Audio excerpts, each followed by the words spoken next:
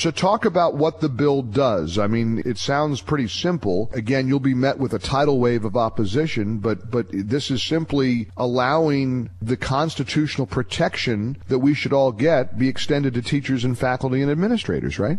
That's correct. So this bill will simply allow honest, law-abiding citizens to carry a concealed firearm for protection if they choose to. And I think that, as the case in 1999, criminals aren't deterred by a flashy sign on the door. And the environment since 1999 has even gotten worse, and we're seeing attacks on our schools in different countries by terrorists, and I think we're prone to that here in the U.S. Yeah, I mean, what we've seen this week with this Jordanian pilot, we're reminded how brutal these terrorists are. There's no question, there's no doubt they want to do the same kind of thing to us.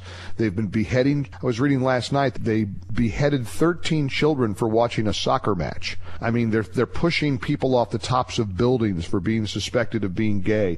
I mean, these are monsters. They're savages. They are satanic. And if somebody of that ilk were to walk into a public school today, what protection do our kids really have? Have we learned nothing, Patrick, from Sandy Hook from Columbine to Sandy Hook? I mean, our teachers, our students, they're all sitting ducks. They are, and parents wake up every day and bring their children to school on blind faith that their kids will return safe. And unfortunately, the current system continues to leave our children as sitting targets for criminals intent on doing harm. I don't really understand why there's not a firestorm of demand, why there's not a stampede of parents from these school shootings demanding the kind of legislation that you're introducing. What do you think their reluctance is? Why aren't the Sandy Hook families en masse demanding something like this to move forward so that future shootings could be averted? Why do you suppose there's such a reluctance to have a common sense reaction to these school shootings? You know, I think for some of the actual victims, the emotional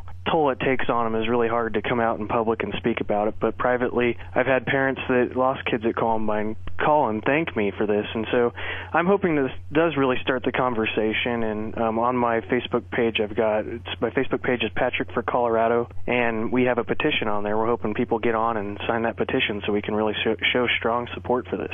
What are the next steps that have to be taken to try to see if this bill sees the light of day? Well, the next step, it'll be assigned to a committee, and I assume that the Democrats here in Colorado will assign it to the Kill Committee, where we've seen bills, and normally gun bills go to judiciary, but they've been signing them to State Veterans Military Affairs, which they have pretty locked down. But if we have enough people out there and we can really start changing the conversation, I know even previously here in Colorado, our governor has stated that we probably need to look at something similar to this. So even with the Democrat governor making comments in support, I think we actually have a shot.